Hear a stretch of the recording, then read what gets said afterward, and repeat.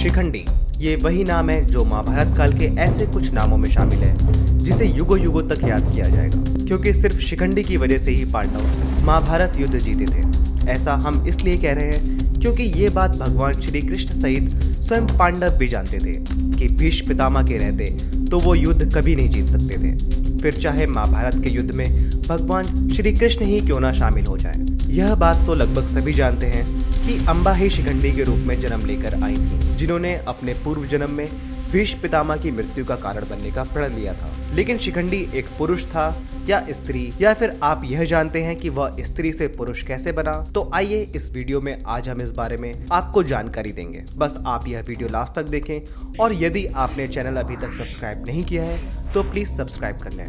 पांचाल देश के राजा द्रौपद और उनकी रानी, जिन्हें की एक पुत्र की इच्छा थी, उन्हें भगवान शिव ने एक वरदान दिया कि उन्हें एक ऐसे बच्चे की प्राप्ति होगी जो कि पैदा तो एक लड़की के रूप में होगा, लेकिन बाद में वह एक लड़के के रूप में अपना जीवन व्यतीत करेगा। इस वरदान के कुछ महीने के बाद द्रौपद की रानी ने एक बहुत ही खूबसूरत बच्ची को जन्म दिया, लेकिन उन्होंने सभी को यह बताया कि उनके यहाँ एक पुत्र का जन्म हुआ है। उस बच्ची की माँ ने उसका नाम शिखंडिनी रखा, जो कि सबके लिए शिखंडी था। द्रौपद इस बात को अच्छी तरह से जानते थे, फिर भी उन्होंने उसका पालन पोषण एक राजकुमार की तरह किया। उसकी शिक्षा दीक्षा और अस्त्र शस्त्र की विद्या भी एक राजकुमार की तरह ही संपन्न हुई। जब शिखंडिनी बड़ी हो गई तो राजा द्रौपद ने उसका विवाह दर्शण के राजा हिरण्यवर्मा की पुत्री से तय कर दिया और समय बीतते ही विवाह भी हो गया। लेकिन भगवान शिव का वरदान अभी तक फलीभूत नहीं हुआ था, जिसकी चिंता द्रौपद को भी बहुत थी। दूसरी तरफ शिखंडिनी की नव विवाहित पत्नी को ज्यादा समय नहीं लगा यह पता लगाने में कि उसका पति एक पुरुष नहीं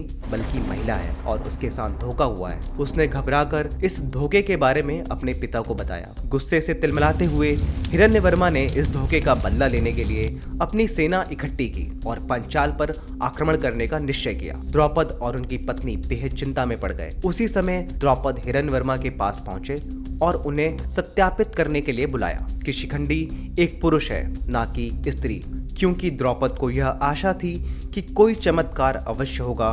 भगवान शिव के वचन कभी झूठे साबित नहीं हो सकते। उधर शिखंडिनी अपने माता पिता को उदास देखकर काफी दुखी हो गई और यह सोचने लगी कि उसके पिता उसे पुरुष साबित कैसे करेंगे जबकि वह एक स्त्री है, और यदि यह बात हिरण्यवर्मा को पता लग गई तो वह द्रौपद और पांचाल दोनों को समाप्त कर देगा। इस सोच के साथ शिखंडिनी ने खुद को इसका दोषी मानते हुए महल त्याग दिया और अपनी जान देने के लिए एक जंगल में चली गई, जहां उसने भोजन त्याग दिया और मरने की इच्छा लेकर तपस्या करने लगी। जहां शिखंडिनी तपस्या कर रही थी उस जंगल का स्वामी एक स्थुनकर्ण नामक यक्ष था। जब स्थुनकर्ण ने शिखंडिनी की यह दुर्दशा देखी तो वह द्रवित हो गया और कहा कि मैं तुम्हारा स्त्रीत्व ग्रहण करता हूँ और तुम्हें अपना पुरुषत्व प्रदान करता हूँ, लेकिन एक शर्त यह है कि तुम्हें अपना काम समाप्त होने के बाद यह वापस करना होगा। जिसे सुनकर शिखंडिनी की खुशी का कोई ठिकाना ना रहा और वह इस बात से सहमत हो गई, क्योंकि वह सिर्फ अपने पिता और पांचाल की रक्षा करना चाहती थी। जिसके बाद वह अपने महल वापस लौट गई।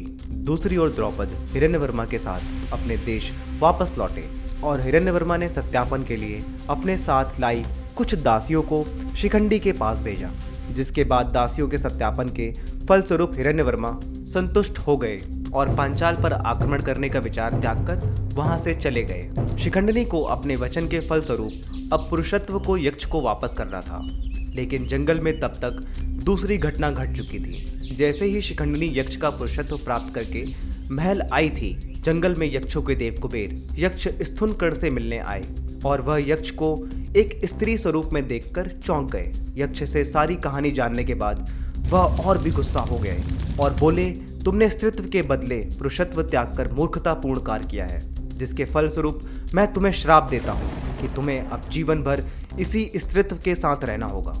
और कुबेर के इस श्राप के साथ शिखंडिनी इसके पश्चात शिखंडी के रूप में बदल गई, जैसा कि भगवान शिव ने वरदान दिया था।